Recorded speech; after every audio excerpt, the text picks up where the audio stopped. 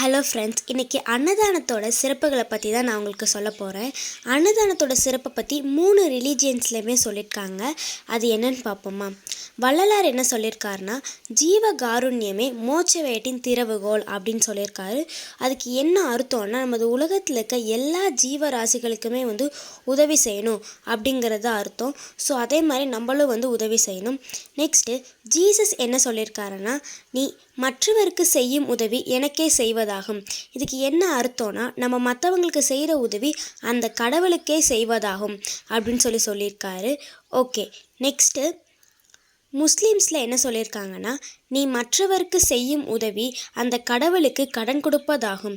நம்ம மற்றவங்களுக்கு செய்கிற உதவி அந்த கடவுளுக்கு கடன் கொடுப்பதுக்கு ஈக்குவலாகும்னு சொல்கிறாங்க.